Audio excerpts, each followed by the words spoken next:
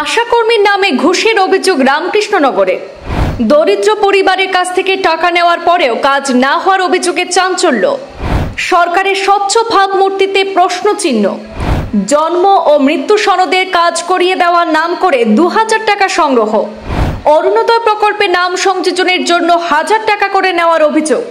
ইসলামপুর গ্রামের অভিযোগ, জন্ম সনদ এবং অন্যান্য সরকারি নথি পাইয়ে দেওয়ার নাম করে টাকা নেওয়া হলেও আজও সেই নথি তাদের হাতে পৌঁছায়নি।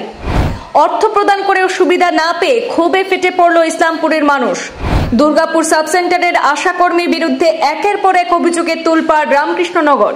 শ্রীভূমি জেলার রামকৃষ্ণনগর বিধানসভা এলাকার দুর্লভছড়া মডেল হাসপাতালের অধীন দুর্গাপুর সাবসেন্টারের আশাকর্মী আনোয়ারা বেগমের বিরুদ্ধে একাধিক অভিযোগ তুলেছেন ইসলামপুর গ্রামের সাধারণ মানুষ। তাদের অভিযোগ, গ্রামের বেশ কয়েকটি দরিদ্র পরিবার থেকে জন্ম ও মৃত্যু সনদের কাজ করিয়ে দেওয়ার নাম করে 2000 টাকা করে এবং অরুণোদয় প্রকল্পে নাম সংযোজনের জন্য 1000 টাকা করে নিয়েছিলেন তিনি। কিন্তু বহু পরিবার জানিয়েছেন টাকা নেওয়ার পরও আজ পর্যন্ত তারা কোনো সরকারি সুবিধা পাননি। শুধু তাই নয়, গর্ভবতী মহিলাদের জন্য সরকারের দেওয়া আর্থিক সহায়তাও তাদের কাছে পৌঁছাচ্ছে না বলে অভিযোগ। বরং কিছু পরিবার অভিযোগ তুলেছেন যে আরও টাকা দাবি করা হচ্ছে তাদের কাছ থেকে। স্থানীয়দের দাবি, এই অভিযোগ নিয়ে তারা ইতিমধ্যে শ্রীভূমি জেলার যুগ্ম স্বাস্থ্য সঞ্চালকের কাছে লিখিতভাবে অভিযোগ জানিয়েছেন। কিন্তু যুগ্ম স্বাস্থ্য সঞ্চালক বিষয়টি ব্লক প্রোগ্রাম ম্যানেজারের কাছে পাঠালেও অভিযোগকারীদের দাবি অনুযায়ী এখনো তারা কোনো ব্যবস্থা পাননি।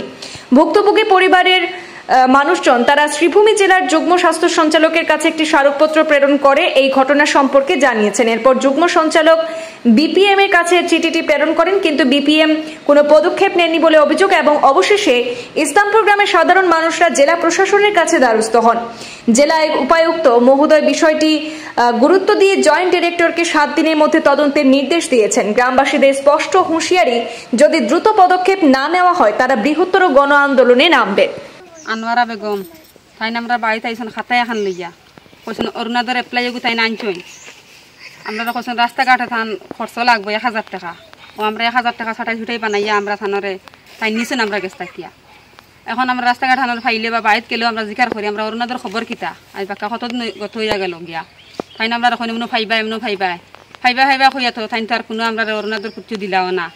এখন তাই এখন কিতা আমরা গালগালাওত করইন রাস্তাঘাটে ফাইলে থান জামাইরে নালিশ দিলাম, থান জামাইও কইন আর গালগালাওত করইন। আমরা ফতে ঘাটে 8 বার চলার কোনো মানে রাস্তা নাই। আমরা এই মানে সমুদ্র তাই ইটা করইন, থান জামাইয়ে তাইনি। আর এখন আমরা এখন কিতা থান জামাইয়ে তান বেঠিও শিকাইয়া দিছইন যেন আমরা আশাকর্মী ব্যাপারে মনে করো তাই আগরও বেকা পয়সা নিছইন। আমরা সকল ফাঁকিরে আমরা তাই দুঃখ কষ্ট দিতে আমরা এই ইসলামপুর গ্রামের আমরা আশাকর্মী আনোয়ারা বেগমে তাই মানে কোনো আশা কোনো শান্তি সমস্ত আমরা দিতে না। আমরা ইজাত আমরা আশা লাগবো না আশা লাগবো না করতে চাই যদিও আমরা সঠিক বিচার যদি আমরা আহ্বান্তর গেছে সঠিক যদি আমরা বিচার যদি আহ্বান্তর গেছে আমরা পাই যদি তো পাইছি শান্তি সমস্যা আর যদি আমরা পাই না শান্তি আমরা প্রতিবাদ করবো, আমরা আন্দোলন করবো, মানবো না ইটা আমরা আশার ব্যাপারে আমরা কলিঞ্জা জ্বলিয়ে একদম সার হয়ে যাই গিয়া। আমরা লাগতো না ইজাত আশা মানবো না প্রায় মানুষের গেস্তা কি 1000 লইছেন, এর চেয়ে বেশও লইছেন তাই আমরা গেস্তা কিয়া। কিন্তু আমরা অত দিন মজুরি মানুষ খেনে তাই আমরা গেছে অত অত্যাচার করইন দেন আমরা কোনো জাত মান সম্মান ইজ্জত কোনটা নাই। এই আশাকর্মী আনোয়ারা বেগমের কারণে আমরা মুখ দেখাইবার ক্ষমতা নাই। তান স্বামীও ওটা করইন আর তাইনও ওটা করইন।